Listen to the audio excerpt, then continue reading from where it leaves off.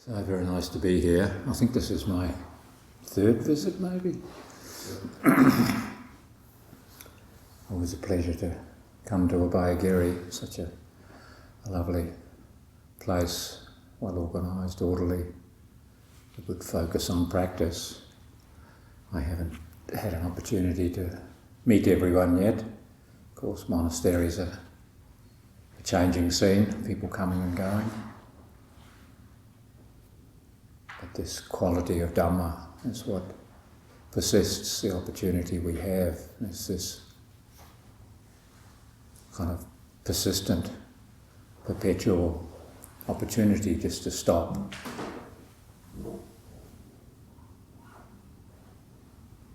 There's a kind of busyness that can infect our mind.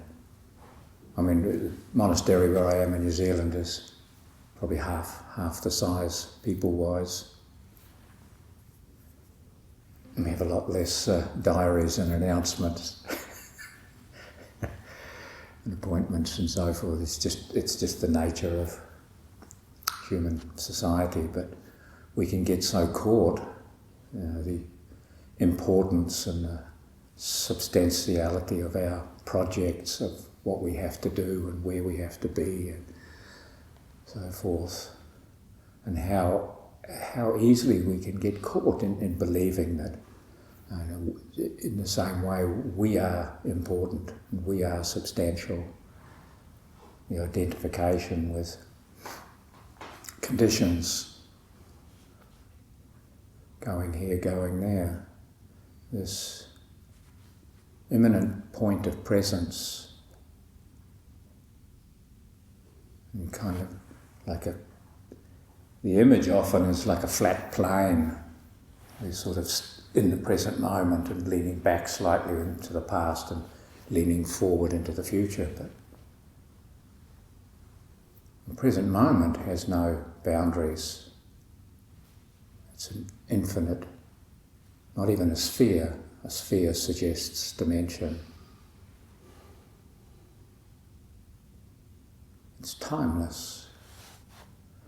What we tend to do, the creation of time, of course, is just a creation. It's not a reality. It's just a measure of one thing against another thing. And generally we use the planet and the sun. It's what determines our our days and years and so forth. But experientially, it's about me and the activities and the changes that are in effect me. So I measure me against the conditions that I am organising, that I am constructing, determining, working on, creating.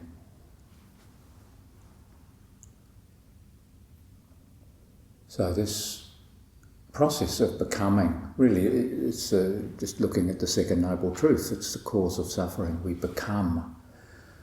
We take on a mantle of, the kitchen manager, the work monk, the abbot, the junior, the senior, the male, the female, the important, the unimportant, the skillful, the unskillful. There's so many areas that we layer on.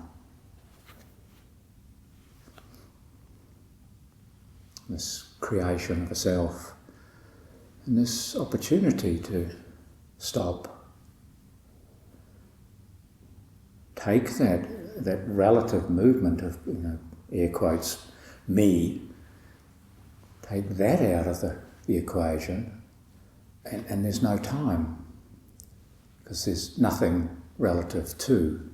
It's not an abrogation of the conditioned world,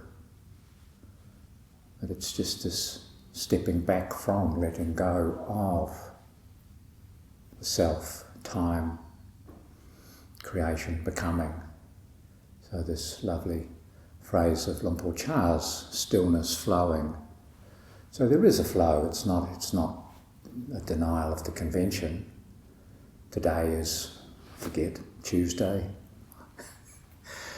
It's far enough away for me. I think I'm leaving on Friday. So Friday's far enough away. I don't have to think about it too much yet.